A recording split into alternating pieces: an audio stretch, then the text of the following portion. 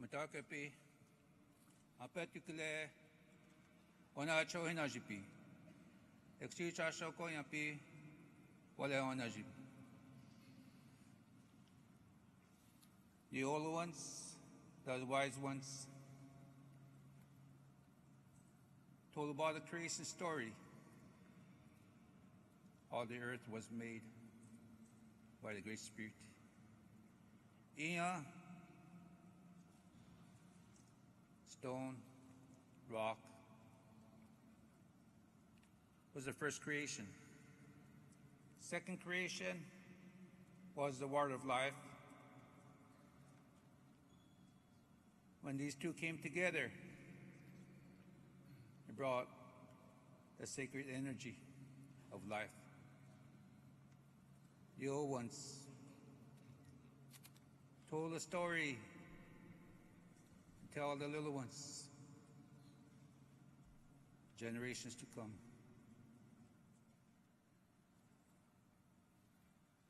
Matakepi, apetukule, acho hina shipiuka, acho iakile waka, na unchatapi. We hold the sacred stone, for they said that we were the first creation, and we shall be the last. Today, Spirit Mother is sick and has a fever. Today, we respect, we hold the sacred rock closest to our heart, that this rock would help us once again to bring life back to the Earth Mother. That Mother Earth is the source of life, not a resource. Mitakepi hechanupa wanka hemie he hesapa itanwahi. I am the 19th generation keeper of the sacred pipe. I come from the Black Hills of South Dakota. We too have a prophecy that someday these white animals will be born. We have a message for the world today. 19 generations ago, a spirit woman brought the sacred pipe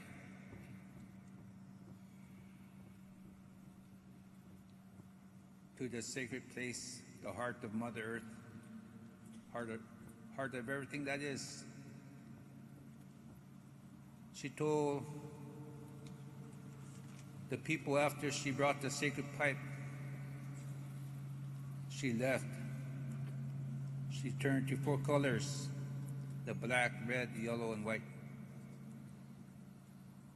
She left as a white buffalo calf. In that prophecy, she said, next time, there's going to be great changes.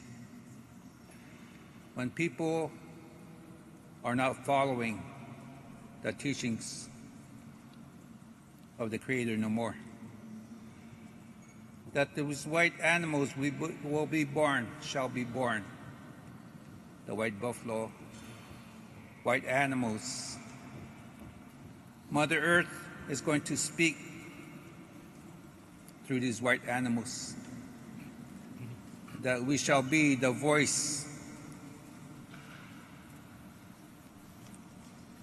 for these white animals. Today, all nations, all faiths, one prayer. May we bring a healing and energy shift. Today, many nations have come from the 4 directions to honor that spirit. Thank you very much. Matagwasan.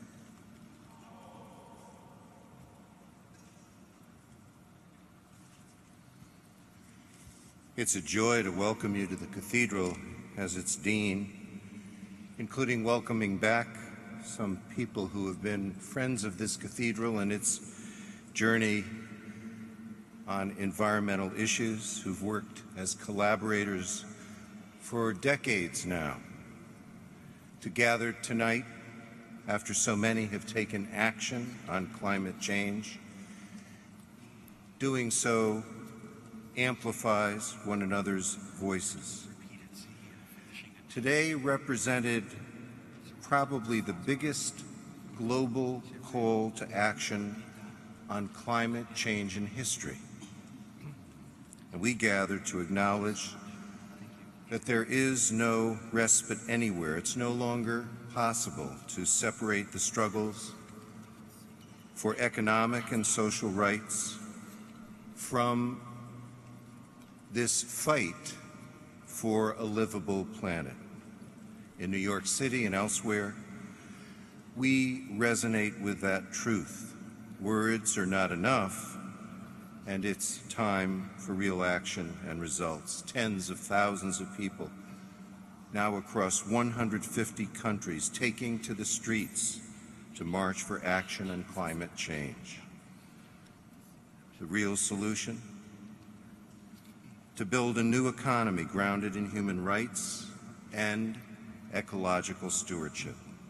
Actions, not words, from all and each of us. So,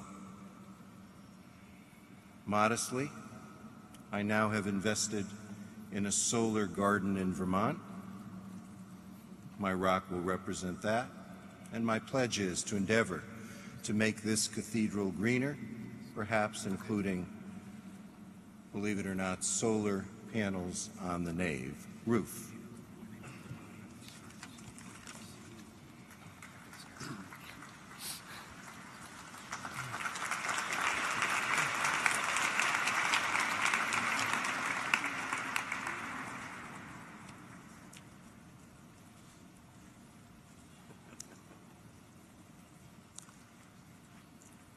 In the days of yore, the story is told variously, but the core is this: a great bird, symbol of beneficence and care, hovered over the community for 500 to 1,000 years.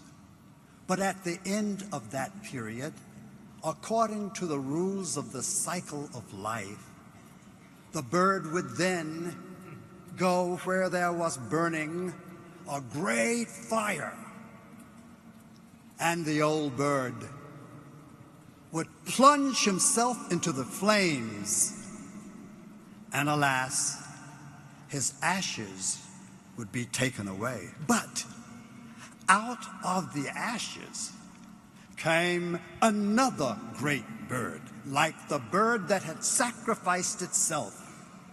And the story says, over and over, one bird gives his or her life, and another bird rises up to hover over the people that their lives might be fulfilled.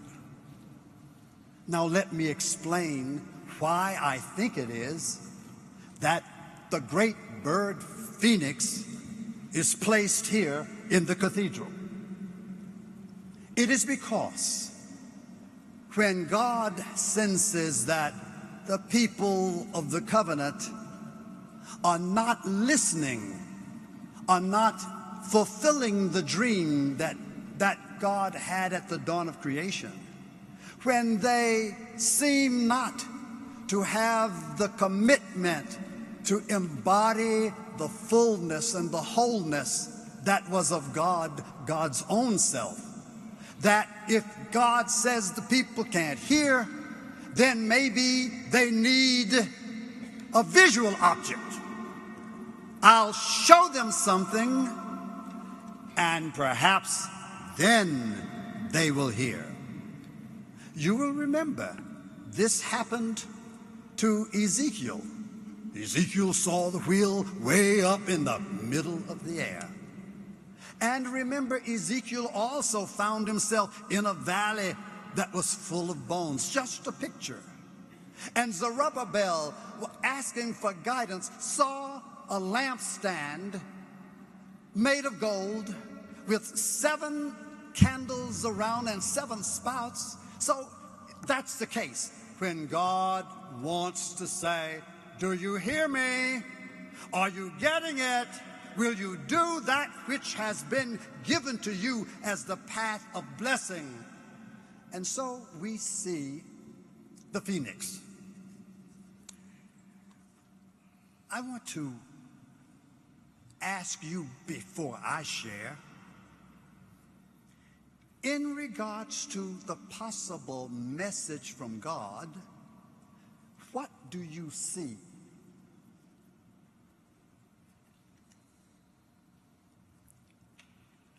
I see an assortment of items and pieces.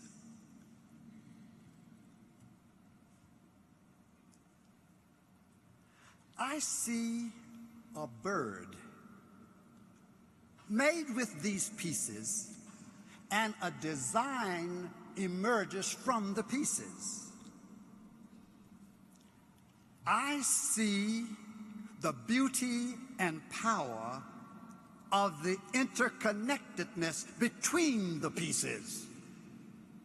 That is what I see when I look. But my inner eye sees a lot more than that. The inner eye, remembering, sees the great eagle on whose wings the people of Israel were brought out of the land of bondage. And I also see a somewhat smaller bird, but imagination expands it. There is a raven, and then there is a dove. I see those birds as well. But as I see those birds, I see something else that I think will matter to us. In regards to Noah's time, where the raven and dove played a part, I see water rising. It had rained 40 days and 40 nights. And as the water rose, coastlands began to yield to the advancing waters that had gathered. And the water kept on rising and kept on rising until the text says the earth was fully covered by the waters. I'm concerned about the animals that are somewhere in the ark. Robert McAfee Brown said that they couldn't have stood the stench on the inside if it were not for the storm on the outside. I see all of that, but the thing that matters to me is, look, the earth has been drowned. And so, for a period of time, there could be no sight of earth. But then, the waters began to subside. And as the waters subsided, that's when the raven was sent out and came back, no water, no place to land. But then, after a trip or so, the dove came back with an olive branch in his beak. That was a beautiful moment. Ecologically, let me tell you what else I saw.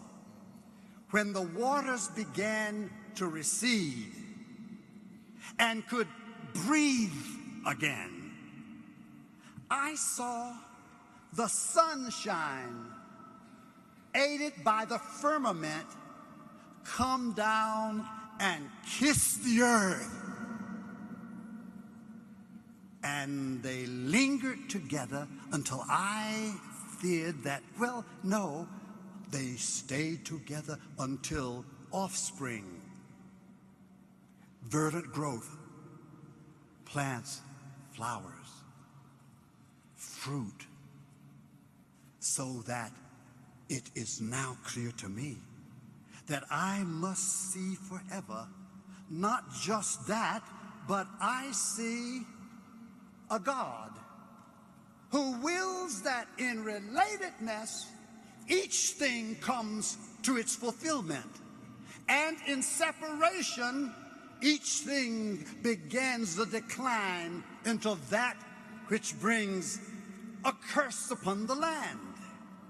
So now I see,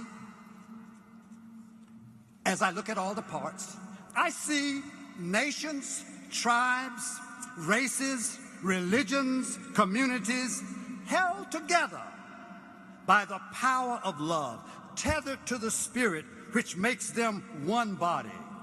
Oh, wonder what would happen if this piece would fall.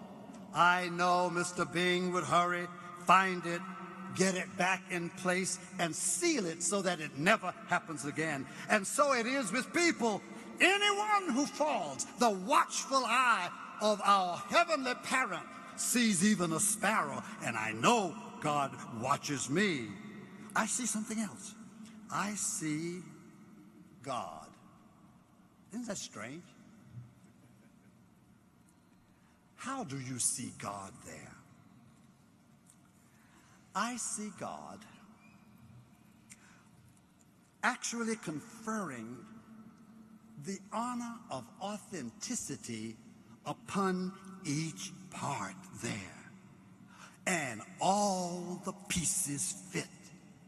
But more than that, I see God, when I see the way these things are connected, I see God as relationality itself, connectedness itself. I see God who in God's own being manages to abide in each piece, including us, and yet at the same time be the all.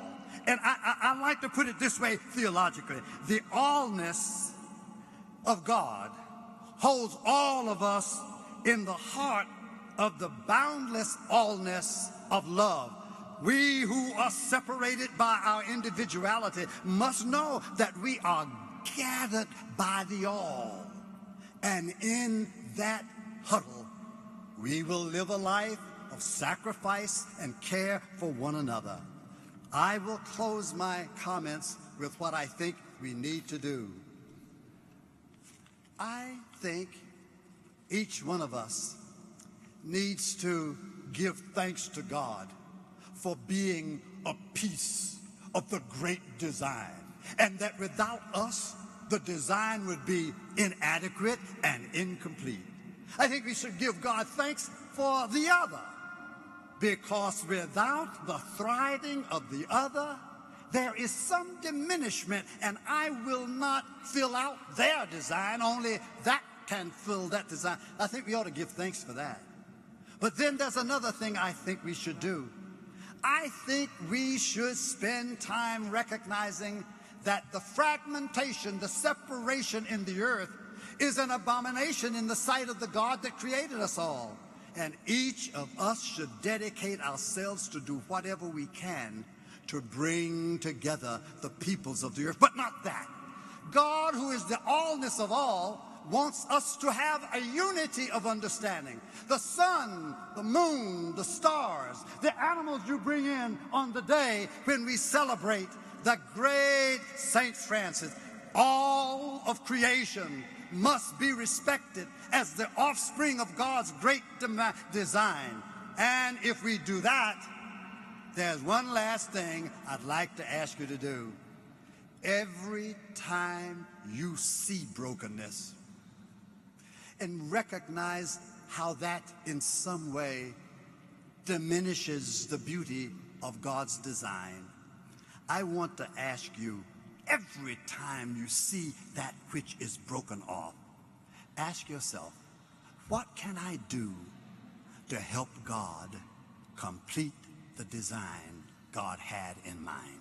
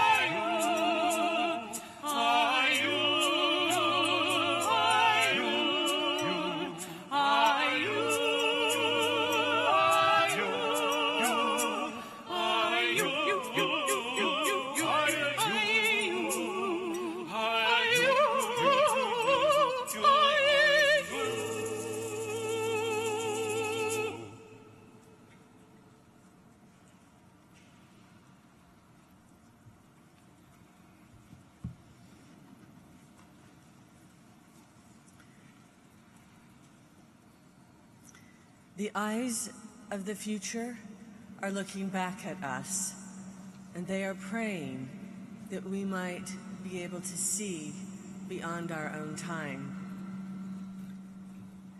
Today, the present locked hands with the future. My feet are still throbbing. Are yours? In this gesture of love and solidarity, this movement of climate justice is no longer segregated, is no longer privileged, is no longer moving from the periphery, from the margins to the center. We stand in the center of this crisis with love. And I want to honor the organizers who made this possible. I think they show us that faith without works is dead. This movement is alive. And what is the role of faith? What is the role of our religious institutions and our spiritual traditions? We come here as people of faith. And we have been here for the past 2 days talking about what this transformation might look like. I believe it is deeply personal. I believe it is a call to commitment. And I believe we saw an inkling of what that looks like and the power that can ensue when the community of faith joins the river. Today, I was standing with my people, and we were at